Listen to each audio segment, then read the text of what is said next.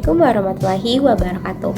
Halo semuanya, perkenalkan nama saya Zafiratul Ahda dengan NIM A321240068. Saya dari Fakultas Keguruan dan Ilmu Pendidikan, Program Studi Pendidikan Pancasila dan Kewarganegaraan, kelas B, Angkatan 2024, Universitas Tadulako. Jadi teman-teman, video kali ini itu membahas tentang isu kebijakan publik. Nah, kalian mau tahu isunya itu apa? Nah, saya mengambil isu atau kasus kebocoran proyek pipa dan kerusakan jalan akibat pipa bocor. Itu ada biasa di jalan-jalan teman-teman, khususnya ada biasa di Jalan Veteran, Maleo, dan sekitarnya. Yuk, mari sama-sama kita membahas apa aja sih tentang isu kebijakan ini. Narasinya apa, sebab dan akibatnya apa, dan kita lihat gambar-gambarnya apa saja biar tidak salah teman-teman. Dan apa kesimpulan dari video ini? Nah, teman-teman, ini adalah hasil madingku. Kenapa gelap ya teman-teman? Wah, sedikit terang. Aduh, maaf teman.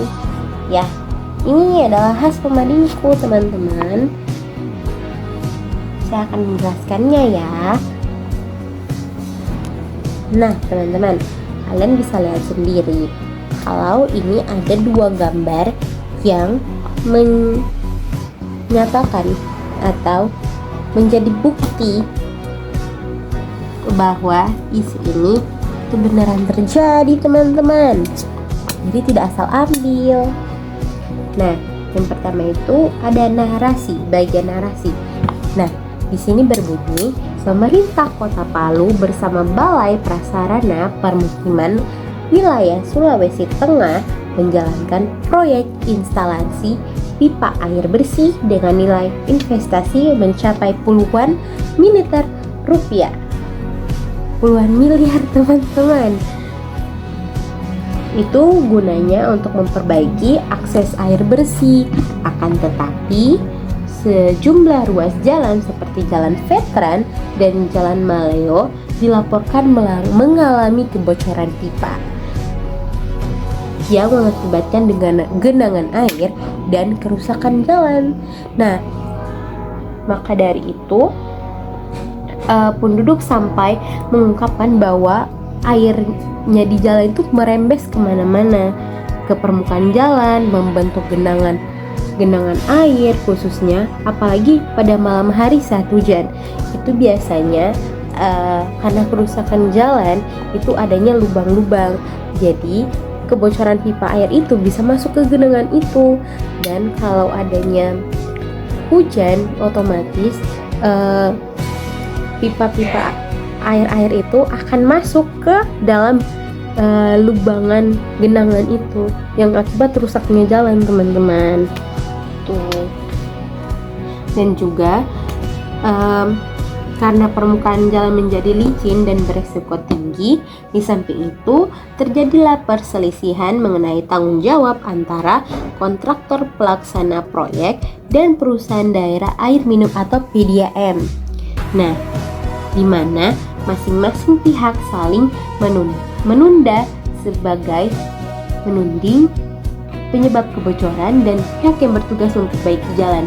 Jadi antara pelaksana proyek dan perusahaan daerah air minum itu, mereka ada saling teman-teman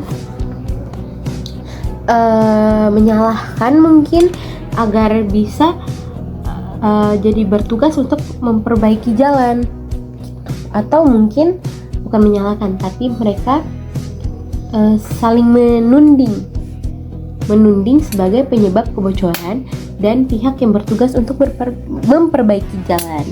Nah, maka peristiwa itulah yang menyoroti masalah fundamental dalam pengawasan proyek pemerintah. Seperti itu. Nah, teman-teman, kalian semua pasti tahu kan kalau tidak ada peristiwa kalau tidak ada penyebabnya. Jadi ini saya sudah mempunyai sebab-sebabnya. Sebab-sebab yang pertama itu kualitas pekerjaan penggalian yang diduga tidak memenuhi standar.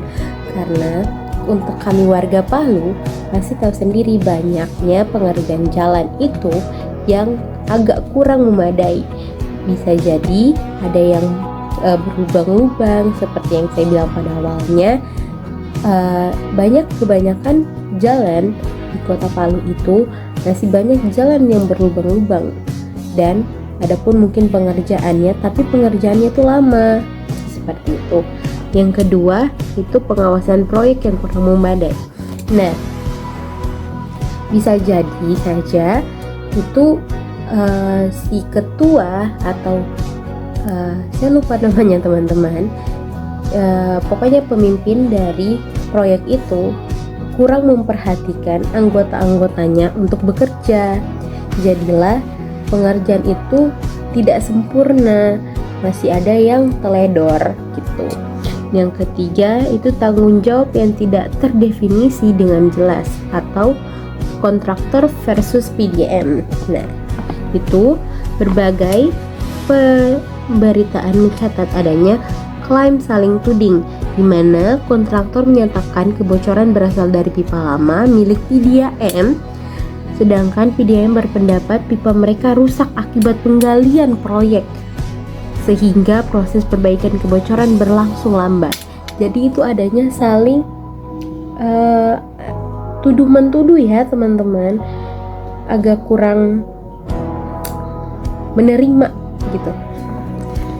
Terus yang terakhir itu timbunan penggalian yang tidak sesuai dengan spesifikasi teknis, yang dimana proses pengisian kembali atau backfilling yang tidak memenuhi persyaratan teknis mengakibatkan permukaan jalan cepat mengalami penurunan sehingga terbentuk lubang dan genangan air.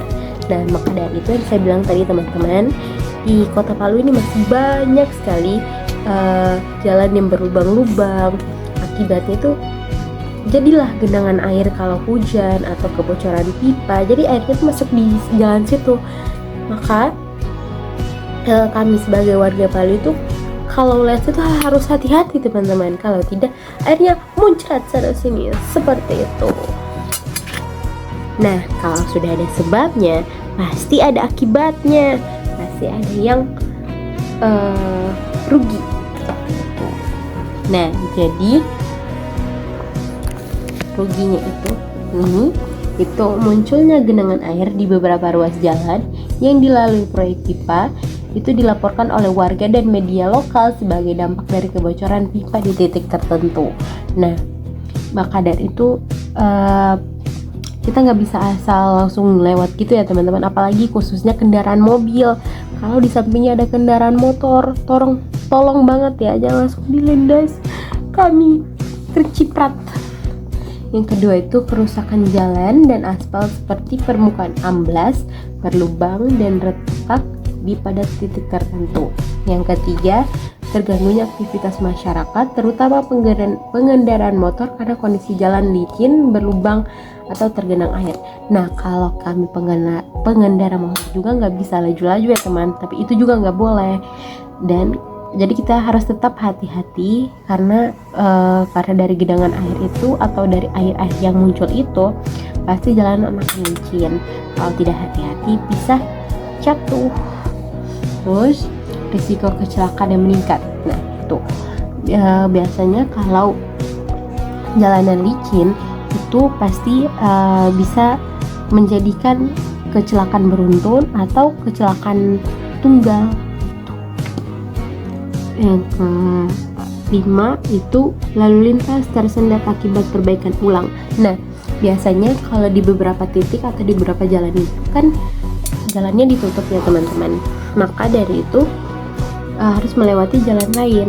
Nah, jadi lewat jalan lain itulah yang bisa bikin macet gitu.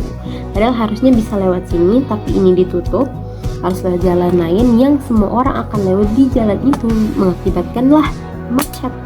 Jadi sudah macet, jadi susah untuk ke tempat-tempat tujuan gitu. Dan terakhir itu keluhan masyarakat bertambah, terutama terkait kualitas perbaikan galian yang dianggap tidak rata dan cepat turun kembali.